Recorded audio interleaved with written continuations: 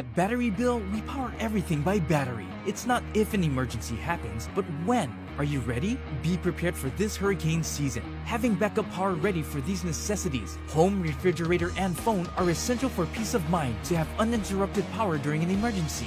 Do you need an affordable, reliable backup power solution? We have it. Goal Zero, Jackery, and EcoFlow. Reliable, innovative, and affordable.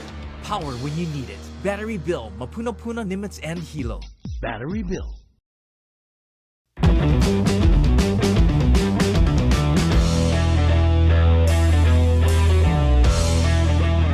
All right, how's it going, everybody? We welcome you to episode 111 of Hawaii Football Now. That's right, episode 111. Jordan Headley, Hunter Hughes back with you. Our guy Jaron producing this episode for us. Does all kinds of work for ESPN Honolulu. Big thanks to Spectrum Mobile, Hawaii USA Federal Credit Union, and Battery Bill as well for sponsoring this episode as we record this on Wednesday, October 11th, about 15 minutes before 11 for episode 111 here on HFN. Set to release this as usual on Thursday, our Thursday midday release, as it'll drop for you on the 12th of October.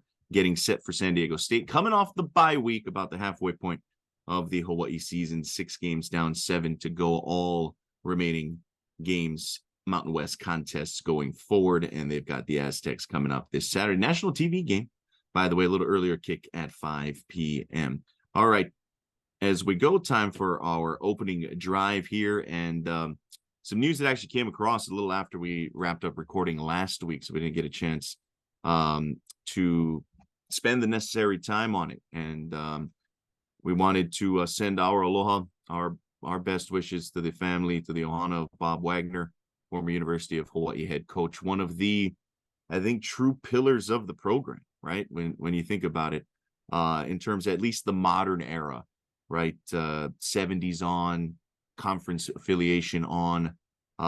It's Dick Tomey, it's June Jones, and it's Bob Wagner. Like those are the three, if you will, the triumvirate of legendary head coaches of this football program that had the longevity, that had the success, arguably the greatest season in program history, arguably. But that 1992 campaign, right? 11-2, program's first WAC championship, a win over Illinois on the continent, in the prestigious Holiday Bowl in San Diego at the time. Remember, there weren't a whole lot of bowl games back then. Bob Wagner took them through their first 2 bowl games in program history, basically, of the modern era. Again, right? You go back, you find some of those Pineapple Bowls and things like that back in the 30s and 40s. But he was the guy that took the program and kept it running after Dick Tomey, right? Departed for Arizona, and all that Coach Tomey did, and we lost him a couple of years ago. And now Coach Wag, who passed away over on the Big Island, where he had sort of made his home, right? Was the first ever athletics director of Kamehameha School's Big Island, and remained there for about a decade, really elevated that program, got them started. He was a terrific administrator, Midwest guy who kind of found the home in the islands and just embraced it. And it was a match made in heaven. Went 58, 49-3 in his 9 years as the head coach. Remember, 19 or so, right, total years as part of the program. Again, that's the 3rd most wins in program history behind Dick Tomey and June Jones. Coach Tomey had 63. Coach Jones had 76 in that modern era of UH football. He's the 2-time WAC Coach of the Year.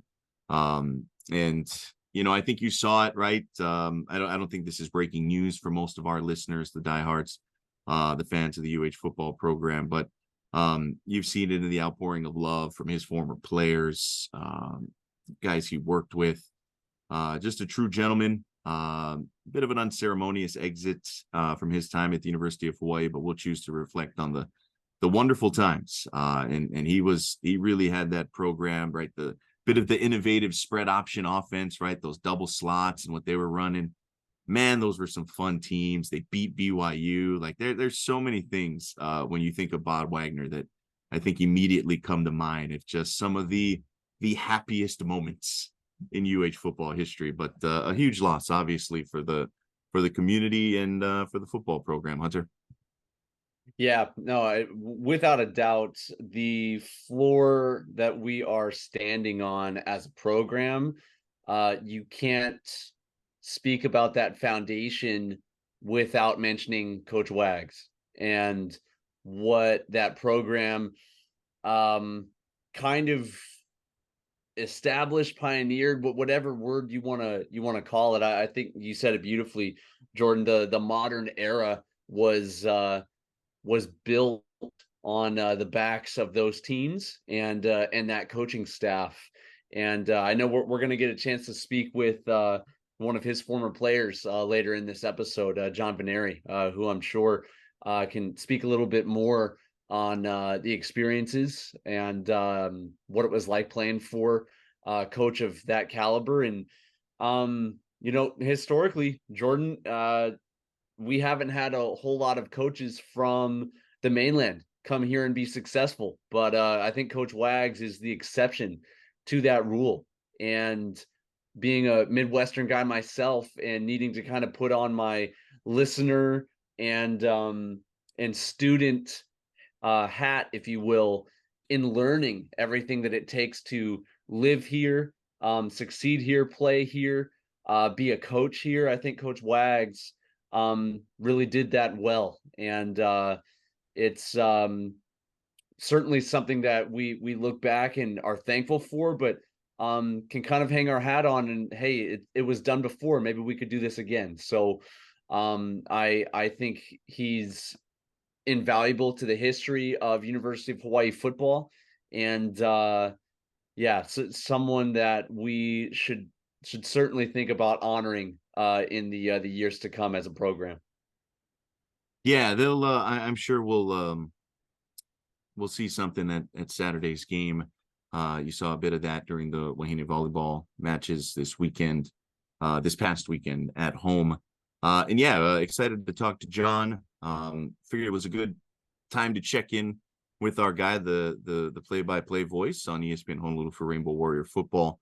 As it was the midway point, it was the bye week, and then of course, things timing up with the passing of Coach Wagner, and obviously John, big part of that Wagner era and big part of that 1992 team, right? And so seemed only fitting that we'd get our buddy John Veneri on the line, and we'll have his interview in the second half here today of the show. And actually, we've got quite a jam-packed show. We've got a couple of interviews. We haven't had a guest on in a while, so we figured why not get two on in the same episode, right? We're scheduled to talk to University of Hawaii defensive lineman Andrew Choi here in the first part of the show once we get into our game time segment here on the first half of episode 111. Excited to talk to him for a defense that is healing up a little bit, a defense that is going to look to bounce back after the UNLV game. They face another team that loves to run the football in San Diego State coming up this weekend. Before we get to that interview, though, Hunter wanted to kind of check in with you. I know you've been down at practice a little bit this week as they get kind of back into the grand scheme of things, into the regular game week schedule, if you will. And just wanted to see if maybe anything caught your eye down there. Bye week, always a great chance to kind of self-scout, right? In a lot of ways, you're gonna kind of look at things that you're doing well, things that you aren't doing well. It's a nice little break in the schedule where you're not necessarily having to prep for an opponent and can really kind of work on yourself a little bit. And then obviously this week, they're going to turn a lot of that attention to San Diego State and the Aztecs. But just kind of curious if you've seen anything or, obviously health is going to be a big question mark as well. They were a little banged up after that UNLV game, not giving away any of the trade secrets or the injury report or anything like that. But we've seen a lot of guys have to step up and get some playing time here over the last few weeks.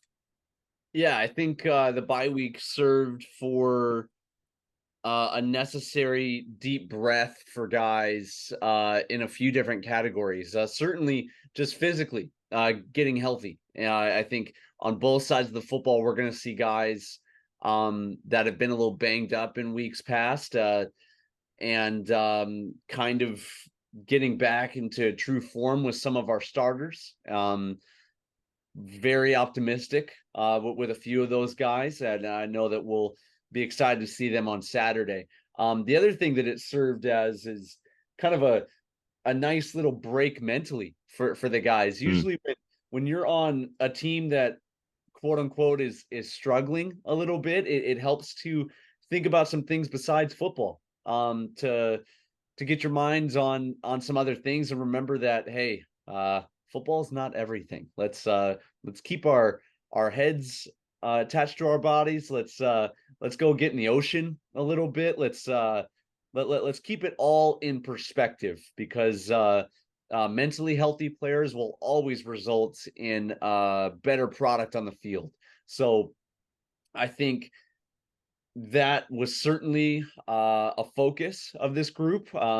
Last couple of days at practice, it felt like energy was up. I'll be honest, the week leading up to New Mexico State and even the UNLV game felt like we were dragging after a punishing loss to Oregon, and also the weeks before the UAlbany game, the Stanford and Vandy losses.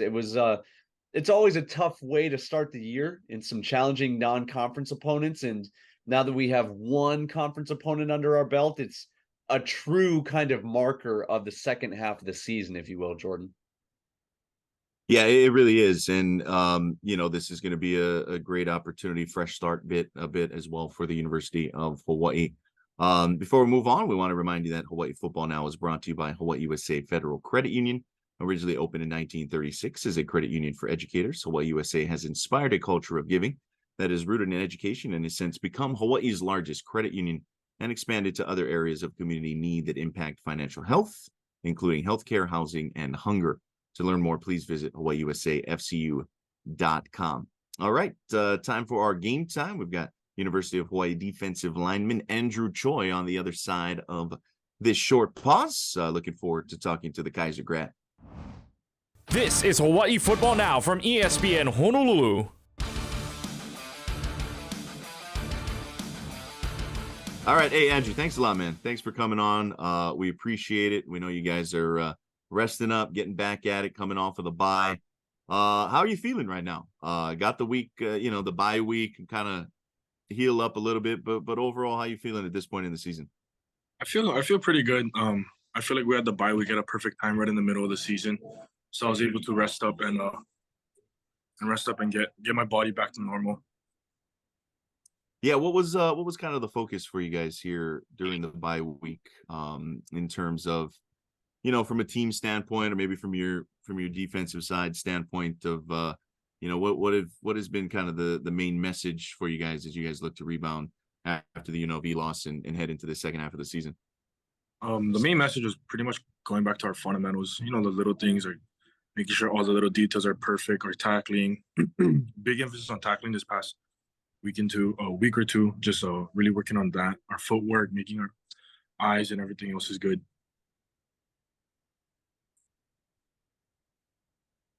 Love it. Yeah, Andrew, just real quick. Since the injury to Logan Taylor a couple weeks ago, how has that kind of affected you guys'? I'll start with communication, and then the second part of that is keeping the juice on the defensive side of the football, because he's been that guy for not just you guys, but pretty much the whole team. It's an evident loss. Just curious how that's been for you guys with 16 not being on the field. I mean, it's definitely a difference. He was that vocal leader. He was always out there bringing that energy. But since he's been gone, a lot of guys have stepped up. Isaiah Tufonga filled in that role as captain. A lot of the younger guys are stepping up, doing their thing. Like our coaches say, you never know when your number's getting called. So I'm proud of the younger guys stepping up. I know, there's Jonah on the field, JT, Kual, all the other boys. They're all leaders in their own way. And I feel like we do a good job of just communicating and getting our job done. Have you guys felt like across the board that the discipline is kind of elevating too? That's been kind of a question with just some of the personal foul penalties and stuff in the beginning of the season. Do you guys feel like through this bye week, some of that stuff has gotten tightened up? Yeah, I think so. We've definitely been working on the little details, perfecting it, making sure not even just beginning of not this bye week, but the previous games. I feel like we've done a little better job, especially on defense, focusing on not getting those fouls. I was guilty too. I had a roughing the passer a couple weeks ago. It's just about being smarter. Yeah. It happens. Yeah. Yeah, look, we get it, man. And so for this group, it's been a little bit of an up and down season. We've seen a couple of those tough games early on, and then you guys bouncing back against Albany, bouncing back against New Mexico State. Is it you've talked about kind of focusing on the little things and cleaning up some of those details, but how do you feel you guys are, or how far do you feel you guys are away from kind of getting that down and finding a little more consistency, stringing some wins together? We're so close, in my opinion. Like I said, it's the details, like the personal fouls, the missed tackles. It's just the little things. Like overall, as a defense and as a team, I feel like we have everything we need. It's just about stringing it together and playing a complete game on Saturdays. Yeah, and you've kind of seen it all, right? You've been there for a bit now. What is it, year 6? Year 6, I'm old. Yeah, hey man, ride that thing as long as you can. Would be. I'm sure Hunter would agree there. How would you kind of summarize your journey up to this point, right? Getting a chance to sort of follow your brother from Kaiser to UH and building your way, right, from a red shirt, now playing significant snaps and being a big time contributor for this program as one of the veterans on this group. But how would you kind of describe your journey that has taken you half dozen seasons with the program? Earning a Scully too. That's right. It's my 6 years at UH have been crazy. I've been on the team I was 10-5. Last year we went 3-10, 3 head coaches, multiple DCs. I went from playing every special teams to not even playing another year. Like it was just a roller coaster. Like the highs and lows were crazy for me. But I'm super glad I stuck it out for these years, because the memories I've made, the people I've met, it's unforgettable. Oh, very rarely do we get to talk to a player who has as much experience as you, bro, through the program, but then also from a local perspective. And I kind of wanted to shift to playing the hypothetical game with you real quick. It's a totally different era from when you started to where we're at right now. We've got name, image, and likeness. We've got transfer portal. It's a completely different atmosphere than whenever you came in. And when we look ahead to keeping local guys here, you're one of those guys, keeping local players here. From an NIL perspective, what do you see that has worked for maybe former teammates, or what would you see from, University of Hawaii could learn or get better at to keep some of that local talent here? I think it's just about it's just about keeping local talent here. Like I think local brands and stuff should help definitely persuade that. NILs I feel like aren't as big as in Hawaii compared to like other schools in other states, but I feel like there's definitely stuff out there that could help like keep talent here. From a player's perspective, I'm curious about this too, because you played in Aloha Stadium, and now we're at TC Ching Athletic Complex. Now, there's pros and cons to both. What would you say is your preference? When we look ahead to 5 years down the road, when hopefully Aloha Stadium is complete, or continuing to upgrade the facility on campus? Because I've always felt like keeping the party on campus is where we need to keep it. I definitely think we should keep it on campus. I love it. I think it's easier for the players.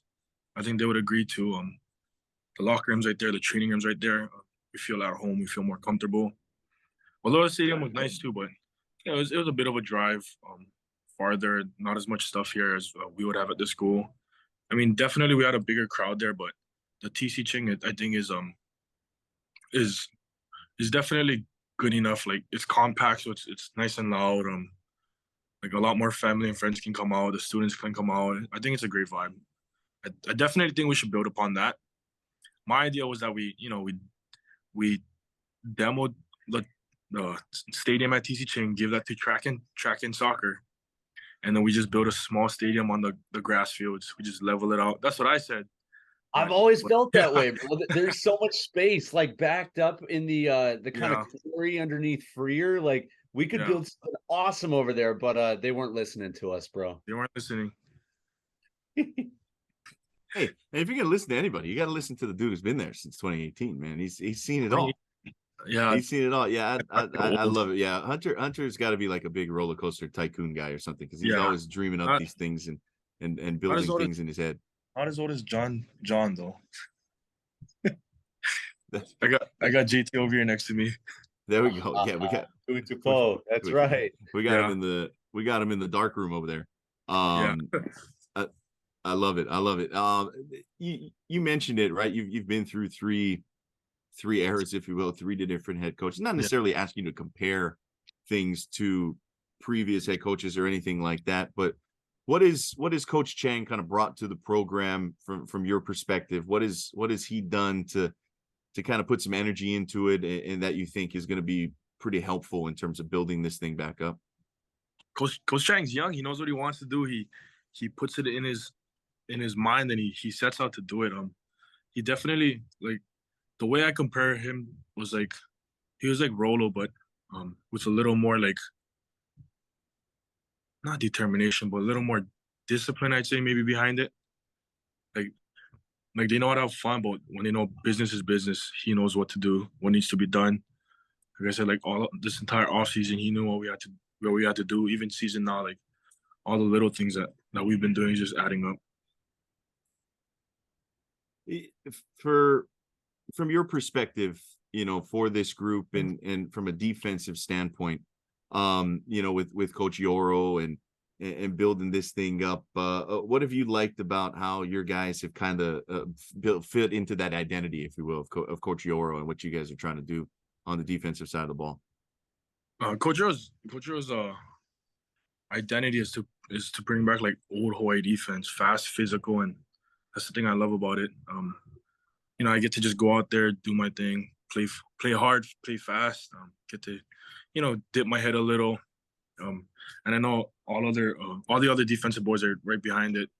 Got to bring back that scary defense that we once had. When we talk about what makes a season successful, you talk to 10 different guys, you might get 10 different answers.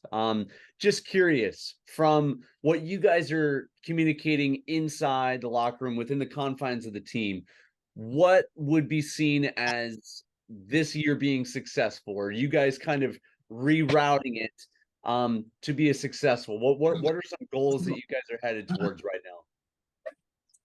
Goals wise, sorry, 1 second. You're good.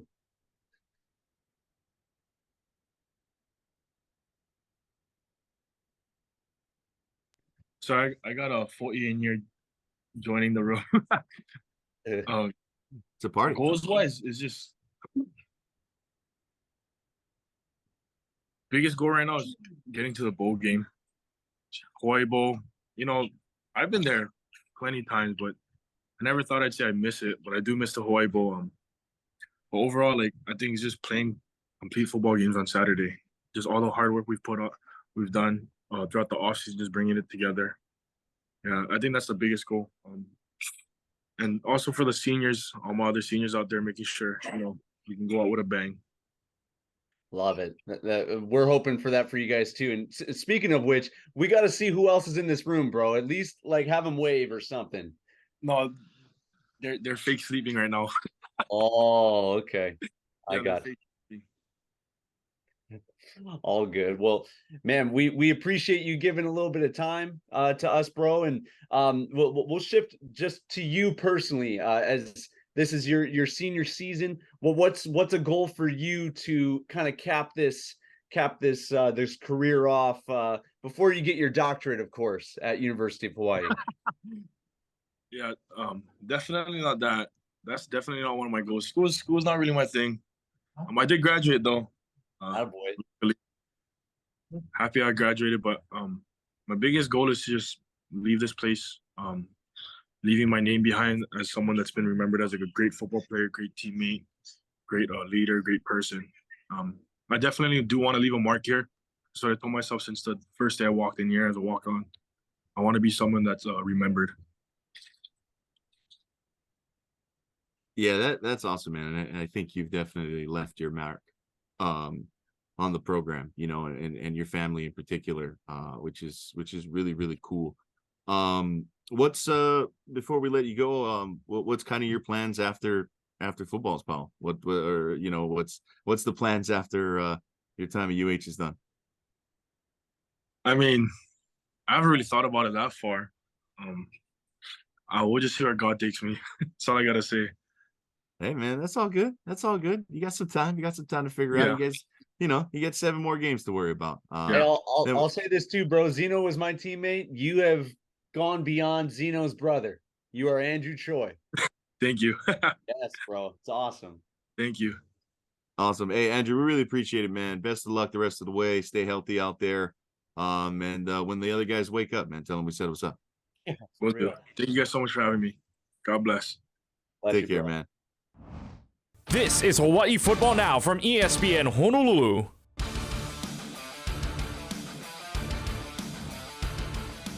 Three, two, one. All right, big mahalo to Andrew for joining us. Always fun to catch up with him. That family, man, just an incredible story, and how they have 2 brothers, right, that have made it not just to Division I football, but playing and excelling for the University of Hawaii football program. Quick halftime break, and on the other side, we're going to talk to our guy, John Veneri, play-by-play voice for the University of Hawaii, former Rainbow himself.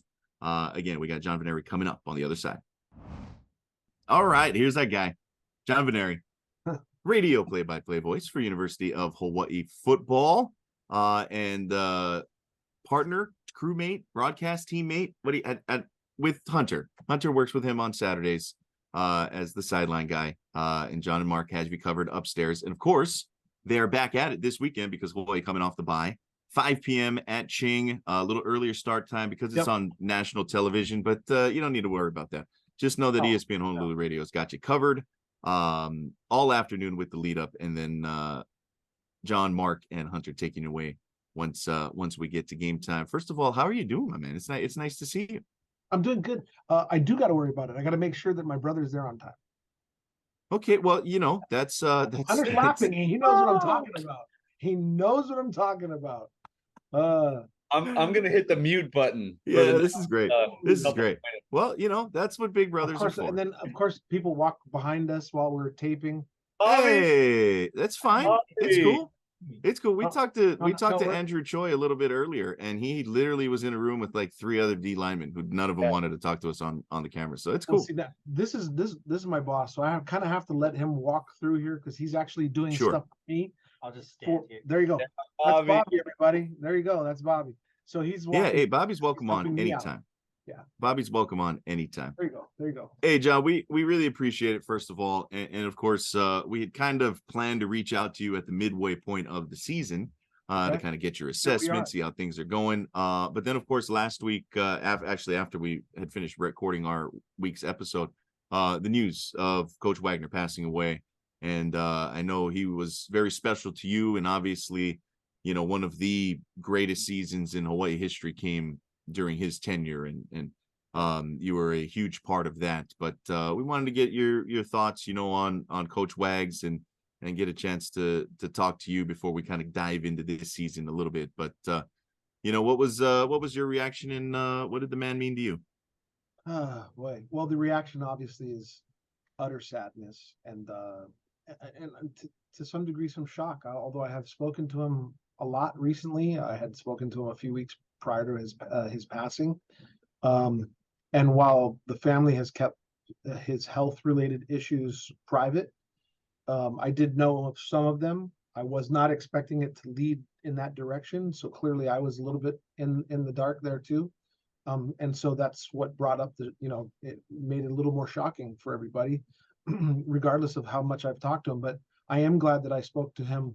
It was just a couple weeks prior to his passing, but I'm glad that I got to talk to him because I expressed how much he meant to me. And honestly, my story is one of many. There are many guys that played during his tenure that would say the same thing. And in fact, I have a phone load of stuff from guys. Jason Elam's texted me some video. I've got Victor Santa Cruz, who is the only guy in his entire family that actually graduated college, and UH was the only place that gave him a scholarship. That goes true for Jason Elam too, who we all know is going to end up in the Hall of Fame in the NFL.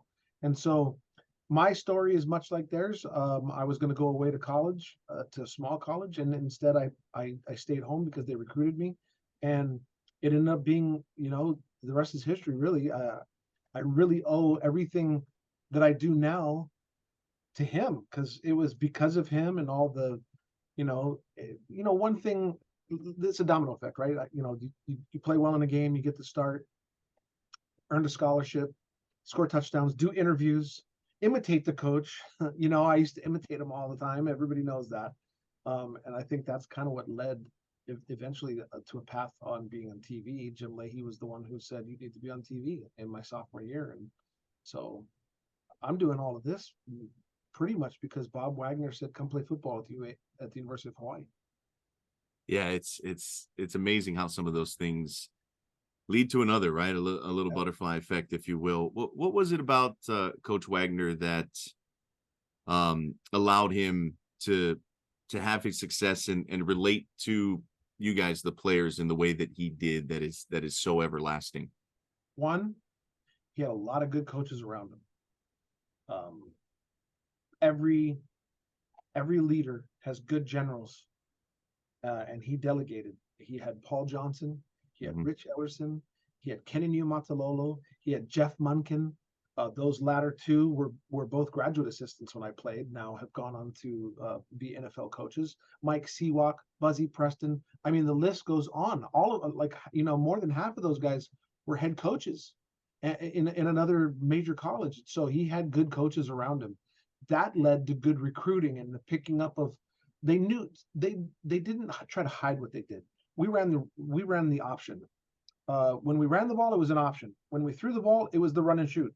It was Paul Johnson's creation, and he was so smart in it that he was able to change things on the fly during a game to make it work against defenses that were playing against us. And so it was just good coaching. You had good coaches, and then they knew how to recruit the type of players they needed. We didn't have the biggest guys. We didn't have the fastest guys, but we had the guys that ran our offense and ran our defense to perfection. And that's what it was in 1992, which was the culmination of a lot of hard work and a lot of blood, sweat, and tears from both the coaching staff and the players that stayed back during the summer. And we put it all together that year. I think the biggest disappointment was the following year when a lot of guys returned and we went 6-6 and no bowl game. But it was those years that you built bonds with players. I mean, you talk about the brotherhood now, that was the OG brotherhood. And we are still, I have text messages. We're in two different groups of mass texts with 20 players, because that's all your phones allow is 20 people on a text. And we're constantly telling jokes. We're constantly saying, if it weren't for Wags or if it weren't for Hawaii, a lot of these guys would have, who knows where some of them would be. And so it allowed a lot of guys an opportunity to continue their life, to play football. Some of them went on. I mean, I mentioned Jason Elam, Tanuvasa, a bunch of guys played in the NFL and had really good careers. So, but more than just football, and I know that everybody says this, more than football, we were taught how to be men. We were taught how to grow up to be men. Obviously, the preference is to be a good contribution to your society and your community, wherever you are. And of course, it was a melting pot, just like Hawaii is. We had guys from all over the place, including Australia. And so it was to grow up and be men. And I think our coaching staff did a good job for the most part of leading us in the right direction, both on the field and off the field. Coach, or John, I think we find ourselves in somewhat of a similar situation right now to kind of what you were describing right there, specifically with this offense, where we are trying to transition from one regime or one scheme into the run and shoot. And maybe that's, a good transition to talking into this year now. Is what's been your observation with this offense, and maybe even kind of glue it to your experience as a player, where there was a hybrid option with the veer and the option And then when we pass the ball, there's run and shoot concepts. I mean, it has been done in the past, and maybe we're trying to do something similar. I think the biggest difference is just really setting down a foundation of what you do. And because it's changed so much with some of the very same players, that there's some confusion. And here's the other big difference. Back when we ran the option, and we did have a lot of passing trees that were run and shoot concepts, and that was mainly because of Ron Lee and Cal Lee from St. Louis. So a lot of those things were adopted, and I'm sure that they've conversed and got together and said, hey, what works? And so we ran a lot of stuff that worked, and some of it was run and shoot stuff. It's like a jiu-jitsu practitioner, right? His throws are judo. There's no jiu-jitsu throws. Those are all locks and holds, but it's judo throws. Similar situation. The spread option attack that we ran through the 90s or late 80s, early 90s had run and shoot concepts. The difference is there was nothing to compare it to. Now you compare this offense to what June Jones did, what Rolo was trying to do, what Craig Stutzman was trying to instill. And so you have a baseline, and that baseline was set really high by June Jones. So you're here with Timmy Chang. He's on his way up. There's drastic differences from last year to this year. And a lot of them are positive. Some of them are negative. You're going to have that in a learning experience. And so I think that's the biggest thing is you're trying not to compare it, but it's hard not to compare it to the Colt Brennans, to the Bryant Monizes, to the Cole McDonald. You know what I mean? You know what I'm saying? Is there was a baseline set, it was a high standard, and now you're comparing it to that. This is a team that's very much learning. They're nowhere near offensively where those teams were, where Timmy Chang was as a quarterback, where Colt Brennan was as a quarterback. They're just not there. And that's not to say they can't get there. It's just been a slow process. And so they're learning. They're trying to learn and win at the same time, and it's difficult. Yeah, I think that's a great point, right? Learning on the fly is never the easiest way to kind of go about it, right? When you're out there facing live reps every weekend. On the other side of the football, Plus defense. everybody else has adopted something like it too. Other teams are playing an RPO, and some of them are doing really well. So back then it was June Jones, Mouse Davis. They're running the run and shoot. That's it. Back then it was Paul Johnson and UH running that style of option. Yes, there was a different style at Air Force and even at Navy, but it wasn't the same. And that has adopted that's changed with Georgia Southern and then Georgia Tech and all of that. It started to kind of melt together. The pistol from the pistol offense from Reno. There's so many different styles, and then everybody's got some kind of RPO now. It's who's doing it the best, and we're not doing it the best. It's just how it is. Yeah, I'm with you. Everybody is everything has melded in so many ways, offensively, defensively for this group. It's been, I think, better at times than we saw last year. It's been a little bit of a mixed bag. The second half against New Mexico State looked like a renewed team, and then the UNLV loss, it kind of looked a little bit like last year. What have you sort of made of the progression on that side of the football as they look to continue improving?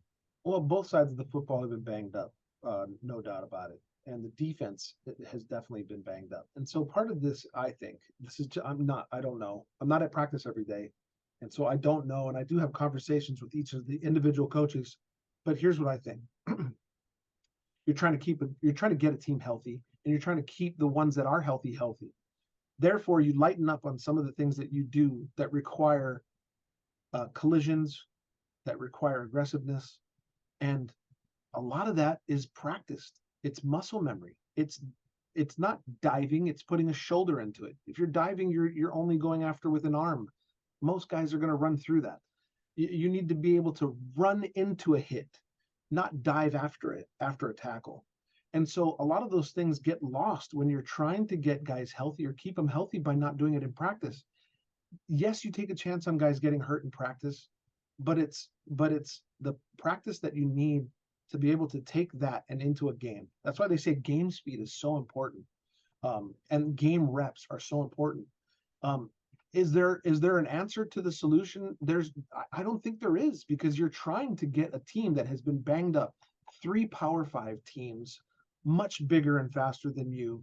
I mean, you're playing against guys that are playing some of the best college football in the country. You're playing against them all in a really tight time period. There's no solution to that. That's scheduling. You want the opportunity to play against the best teams in the country, but back to back with a space and then back, that's difficult. And so there's a lot of things that that I think they can do to improve on. I mean, we see the missed tackles, right? And I said that's guys. Some of that is we're just not fast enough. Let's be real. I wasn't the fastest guy, but but I won some awards. I mean, let's just be real about it. These guys aren't the biggest. They're not the fastest. They can't keep up with some of the guys. I do think, though, however, we have some of the fastest receivers in the conference. I will say that. But it's just how it is. To be good at something. And here, I tell this story all the time. People ask me, "Oh, why don't you golf?" It's like, well, because I would want to be good at it, and I don't have the time to practice, and that's why I don't play golf. Well, to be good at something, you got to practice at it, and if you're not practicing it, you might get good at it eventually, but you're not gonna be the best that you can be, and that's where we fall right now. That's, in my opinion, that's where this team is falling right now. We'll find out how much healthier this team has gotten against San Diego State. What guys we get back, what guys have still need to get on the mend. But I do think that it's just where you're caught behind the 8 ball. You've played some big teams, you've gotten hurt, you can't do some things in practice that you need to do to be able to do it well in the game, and you're stuck. That's where you are. You're behind the 8 ball. It's a good point. I mean, there is no imaginary switch to turn it on and to turn it off. I mean, I watch a guy like Kawali Nishigaya, for instance, not the biggest, not the fastest, but that switch is always on. Yeah. Always. Usain Bolt, he doesn't take 2 weeks off. You know what I mean? He's constantly working on his quick touch and his speed, whatever he can do on the track. A relay team is constantly practicing their handoffs. If you're not constantly practicing tackling, if you're not constantly practicing moving your feet and shuffling and getting your hips over your feet, then you're not doing the right things that it takes. And so if you're not practicing it, how can you possibly expect to do it the right way on that 1 day a week? There's 6 days a week that you can practice it. And if you're not, how do you get it right on that 1 day you play? Man, I think you took the words right out of my mouth, man, especially when you were talking about golf. I mean, you can't expect to shoot 3 under if you shot 85 the day before. I can't even shoot 3 under in my dreams. I mean, seriously, I can't. I wish I could play golf. I really do. I got good golf shirts. It's like. You look the part, John. That's a good. Thank you. I appreciate it. I just MC stuff now. Yeah. The best part of the golf is after the round anyway. That's where John shines. Yeah. That is for sure. 6 wins probably gets you to a bowl game. 7 obviously gets them into the Hawaii Bowl. What's kind of the realistic expectation for you over the second half of the season? They've got 7 left, all of them in conference, 4 of them at home, some winnable games on the road, perhaps with Nevada and New Mexico, some possibly winnable games at home with San Jose State, maybe a Colorado State at the end of the year. And obviously the San Diego State team's not quite what they've been coming up this weekend. But what's kind of the realistic expectation for fans out there over the second half of the season? Okay. I'm of the notion that I'm not happy with being accepted into a bowl game if you're 6 and 7. If you don't have a winning record, I would totally not accept it. That's just me. I understand the financial side of it and what that could do for you. But I mean, does one more game at TC Chain Complex help? I don't know. Yeah, probably it does. So let's just get that out of the way. San Diego State is a better football team than their record shows, and we have always played them to very tough games. I mean, last year is a good example of that. But if I go through it, and then this is all dependent on what team shows up Saturday for Hawaii, because there have been some good teams and not so good teams. First half against New Mexico State, not so good. Second half against New Mexico State, pretty darn good. Whole game against UNLV, glimpses of bright spots. So it all depends if Hawaii has found a way to put all 4 quarters together and really every play together. Three and outs aren't going to do it. Getting behind in a game the way they have against UNLV and New Mexico State, that is definitely not going to do it from this stretch out. No turnovers aren't going to do it either. Turnovers aren't going to do it, and Hawaii is not very good at taking the ball away. Let's face it, they're not very good at taking the ball away, and we've given it up a little too much. San Diego State, winnable game if we play good. If we make those mistakes that you just referred to, we're in trouble. New Mexico on the road, always iffy, but they're a very beatable team. You come back home. I like our chances at home against San Jose State and homecoming, but you can never count out Chevin Cordero. They've got a pretty good offense. They've played a tough schedule also, and they've also shot themselves in the foot a few times throughout their season. So then you go to a Nevada, back on the road, but that is not a strong team. And so I'm thinking if you can win the next 4, and I know I'm asking a lot, you're sitting kind of pretty, because once you come home to Air Force, ouch. Then once you go away to Wyoming, ouch. It could very easily come down to a Thanksgiving weekend game at home against Colorado State. It could very easily come down to that. But we'll know more here in the next stretch of 4 games, because the next stretch are your most winnable games out of the last 7. Yeah, I would wholeheartedly agree there. They've got some, and they'll need to, right? And obviously a win this weekend would go a long way to kind of getting things back. We'll find out a lot about our football team against San Diego State this week. If we cannot beat San Diego State, the outlook is pretty grim. I'm just saying. Of course, you got to play the game. You don't play it on paper. You got to play the game on the field. But we got to beat San Diego State. Every week is important, but you got to beat San Diego State for a momentum, for your mental health, for the fans, because I think it's going to be pretty skimpy at TC Ching this week. Yeah, I think this is a huge pivotal game. Kind of felt like that New Mexico State game where they wrapped up non-conference. It felt like a gotta have it kind of game. This feels even more like it, right? I think coming off of the bye. San Diego State 2-4 at home in the conference. That's those are the most important wins. You at home and in the conference. Yeah, winnable game, right? San Diego State favored by 6. Totals 53.5. Aztecs have lost 4 in a row. Albeit to 2 Pac-12 teams, 2 pretty good ones as well in UCLA and Oregon State. Tight one against Boise, but Boise's not quite what they were, and then they got boat raced by Air Force last week, 49-10 or whatever it was. They don't score a lot of points, right? They average less than 20 a game. Even in their wins, they don't score a ton. They give up just about 30. They run it for 143. They throw it for 182. Like Jalen Mayden's their guy at quarterback. I don't know how much you've sort of dove into the prep here, John, but what is it about the Aztecs that kind of make this a winnable game in your opinion? Well, here's the thing. I much like I think the coaches kind of worry about us. I'm not so much worried about what they're doing. If we're doing our stuff right, we should win this game. And here's how you do it right. You keep the other team off the field, the other offense off the field. You got to extend drives. You got to move the chains. You can't have 3 and outs, and you can't get behind.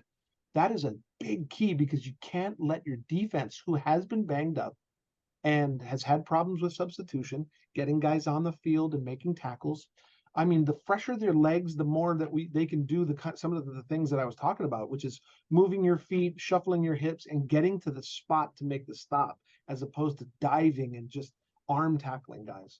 So fresh legs on defense and extending drives on offense is the key to every game from here on out. And not getting behind. You got to make the most of all your opportunities. Hawaii recovered an onside kick, and then they couldn't even score. They went 3 and out after that. Disappointing, to say the least. And I'm sure that the coaching staff was very frustrated. And to a certain degree, I'm pretty sure they're frustrated still to this point, because I think there are some games in there that they definitely could have done better. But this is the most important stretch. And again, at home in conference is such a big telltale. This team has to do well, regardless of the fans, regardless of how many people show up, or your leg room, or a bench seat, or no drinking, or no plate lunches that you like. You got to filter all that stuff out and just play football. And I don't doubt that this coaching staff will get him ready. Just ask Chris Brown. He's banging his head against lockers. And Timmy Chang, I know he wants to be the coach that everybody needs. He also wants to be the players' coach that all the players need. And there's a fine line between being the coach that everyone needs, and winning football games, right? Because when it comes down to it, it's W's and L's. And I hate to say it, but it's like, I'm rooting for Timmy. I want this coaching staff to do so well. I'm rooting for the players because I hate to put all this on them, but the program depends on it. Sports at the University of Hawaii depends on it. I don't know when we're going to get a stadium, but when it comes down to it, you got to win football games, regardless of the hand you're dealt. And so they're like I said, I'm going to use the analogy again. They're stuck behind the 8 ball. I just want to see them do well. John, I've got kind of a different question for you to kind of look back to your time as a player. Mhm. My question's about belief. How do you get a group that looks across the locker room and maybe doesn't believe that they have what it takes? How do you shift that or transform that 180 degrees to taking ownership and saying, you know what, we're going to go out there and we're going to do this? Well, what does it take with a group, a team of all the teams you've been on to get the guys bought in? Here's the thing, with social media and all this stuff, that's mental health and all this stuff that's available to you now. It's so weird how people and the game has changed, because back when I played, there was no question. If you didn't think you were good enough, go home. That's what my dad told me when I was a freshman in high school. I had a really bad high school game. It was against St. Louis. I had fumbled. I was being stopped. He told me at halftime, pack up and get out. Let's go home. Just go turn in your stuff. And that kind of changed, obviously, corporal punishment, all that good stuff. My whole second half was completely different. If these players are thinking they're not good enough, or they're having any kind of doubt, there's a big problem, because you play football, you play sports thinking that there's a possibility you'd win. And how do you do that? By working hard. If you're working hard, you do the things that you're supposed to do. In this particular case, it's not a 100-meter dash. It's not just you rely on the other 10 guys. You got to make sure that they're doing the right thing too. And while that's not the most popular thing for young adults nowadays, being coached up by your peer, Kuali Nishigai did a pretty good job of getting receivers ready when he wasn't starting, and teaching them the run and shoot and the concepts and defensive reads and stuff. And I think if you're a team player and you're doing what you're supposed to do, there should be no doubt that doesn't matter who you're playing, the Alabamas, the Oregons, the San Diego States, you go out there to win. It doesn't matter what anybody says. It doesn't matter what, you just got to go out there thinking every week that you can win. I do. People say, we got a chance this week? I'm like, we always got a chance. We always have a chance. That's why they play the game. Right. And I think that we have a chance to win out. I don't care what Air Force is doing. I don't care what Wyoming did against Fresno State, last week. I want to play those games. As a former player, I want to play those. I want to play those games. Those are the games I want to play. The San Diego States, don't take them lightly. Just go out there and do your best. The rest should take care of itself. Honestly, go out and kick some ass. That's what John got me ready to run through a brick wall right now, man. I love it. Me too, except that I have too much pain to even think about getting up fast out of this chair. Yeah, we'll make sure the wall is a little more forgiving. Yeah, I'm with you guys, man. You're only guaranteed so many of these, right? You're only guaranteed so many games, so many opportunities. Like, you never know too. It's like you can't go out thinking, oh my gosh, I might blow out my knee. You don't do that, right? But I mean, there's a chance that somebody will go out on the field and play one down and never play football again. But wouldn't you want that one down to be the best ever you could ever possibly? I had the best down. It was the last down, but it was the best down I could ever put on the field. That's the way I think. I mean, you know what I mean? Like, as a player, you guys know this. As a player, you don't go out there thinking, "Oh shoot, I could get hurt." You don't do that. I'm thinking, I want the ball thrown to me. I want to make the touchdown. I want to be able to put our team ahead. Or I want to get that first down. I don't care if I get hit. You don't think about that stuff. You definitely don't think about how big the guy is across you. You just know you got to block him. This is war. I mean, it's war on the field, and you need to be able to beat the guy across from you. That's as simple as it gets. Yeah, I like it. I like it. All right, we'll get you out of here on this, John. This has been a lot of fun. You guys have been on some fun road trips so far this year. You've been Nashville, Vegas, and Eugene, Oregon. Called a game in Autzen, one of the best atmospheres in all of college football. So, what's been your favorite so far? UNLV, I gotta say, UNLV was nice because we had Hunter on the sideline. We took a full crew up there, so it was actually nice. His insight on the sideline, it really did help because you're about a mile away from the field from our booth. Nashville was good because I haven't been there in 17 years. It's where my mom's buried, so I got to visit her grave. Awesome. Never called a game there. Never called a game at Oregon, although I did play on that field, and came away with a win. UNLV is always cool because you're in Allegiant Stadium, and I got to show my family around a little bit. And then, of course, we had Hunter there. I'm always looking forward to places that I've played. I've broadcasted from New Mexico, played there, so that's cool. Nevada, pretty cool place to go. Real close to the airport, makes it easy. Wyoming's going to be cold, and I know my brother Mark is, while he likes the cold, he doesn't have to play in it, so he's kind of looking forward to November in Laramie, Wyoming. He's like the only person on the planet. But I can't really pick it all. It's all good. I'm with my brother. We're calling football games. He has helped me tremendously in my, this is my second year calling play-by-play. And Jordan, you've done play-by-play long enough to know that, it takes a while to get into a groove, to kind of find your own little rhythm. And I think him and I are kind of hitting that rhythm now as far as being in the broadcast booth. So I'm looking forward to being able to continue this. And, when I was with Bobby would always look at me. He's like, well, the broadcast won. So I'm looking forward to winning on the broadcast and at least delivering the best information I can. And hopefully it's with a win. Yeah, that makes it even sweeter, right? Hey, keep up the good work, man. Thanks. Been enjoying the broadcasts with you two and Mark. And yeah, it was cool to have Hunter up there in Vegas. You the man, John. We appreciate your time as always. We know you're busy. We know you're busy getting ready for all kinds of stuff. You got Timmy Chang show tonight, right? Yep. Timmy Chang show tonight. You're always booked. Saturday, Living 808 tomorrow. We're also filming. This is a cool one. We're filming another episode of Sam Choi's in the Kitchen on Friday with Sam Spangler. Hey. Yeah. Okay. Should be all fun. right. I am very curious to see what's next. in Sam's. Next is your house, Jordan. Oh boy. I need to do some cleaning if that's the case. Make sure there's food in the fridge. Yeah, well, that's a given. Hey, I appreciate you guys. Thank you so much for having me. You the man, John. Thanks, buddy. John, much love. This is Hawaii Football Now from ESPN Honolulu. All right, big thanks to John. Always good talking story with him. Some great memories, and obviously doing big things now. And got the call this coming Saturday with Hunter, as you can catch all the action right here on ESPN Honolulu Radio, and Mark Veneri as well on the call with those guys. All right, quick little 2-minute drill to wrap things up, Hunter.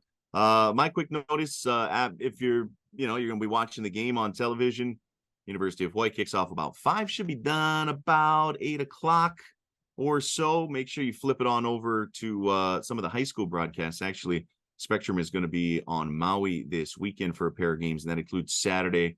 Kickoff a little after 7:30, so it should time up kind of nicely. You can flip over after the UH game.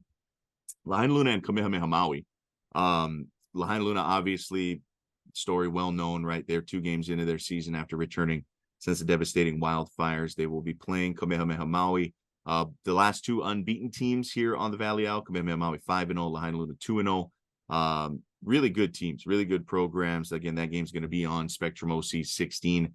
And for University of Hawaii fans of note and particular interest, recent UH commit, Kamehameha Maui wide receiver / tight end, committed and listed kind of as a tight end. Dude's a pass catcher. Big dude, 6'4", 6'5", every bit of that as well. He's a big kid, goes about 215, 220, star pass catcher for Kamehameha Maui. So if you're a University of Hawaii fan, you definitely want to tune in. Future Rainbow warrior on the field there. And a guy who, down the line could be a contributor for the Bows, maybe a redshirt candidate. Still a little bit raw, but man, the athleticism is going to jump out. Yeah, I can guarantee you that when you see him on the field. So just wanted to put that on everybody's radar for this coming weekend. Is he committed anywhere yet, Jordan? Yeah, Hawaii. He committed to UH just the other week. Gave his verbal, if you will. Class of 2024. He's a senior this year. Love it. Love to hear that. And if there's anything that I would encourage the young man is work on your speed, because we need tight ends that can run for the run and shoot. Yeah, he would be kind of that guy, right? He'd be that. He's basically a big slot receiver. They play him all over the place there, right? I mean, it's high school football. He's liable to line up anywhere, defense, kick return, put him wherever, right? But he's a big slot receiver. I think is his future, which is that's what tight ends are now, like just big targets in the middle of the field, and he's that guy. So I think he's number 2 for Kamehameha Maui, and I'm sure there will be a lot of folks tuning in with an opportunity to check him out. And the guy, obviously, same program, right? Is Carson Pupunu, who's there now for the University of Hawaii. Any final thoughts, Hunter, before we wrap up episode 111? Other than the fact that our Bears got our first win of the season, I am gonna. It's hurting our Caleb Williams chances, man. I don't know if I like it. Oh my gosh, I'm gonna stop. Sorry, Justin. Talk right here because that's all that I have to say, and I think that's all we're gonna have to say for the whole year. So yeah, those are my final words for the day. Hey, another toilet bowl this weekend, baby. The Bears and the Vikings.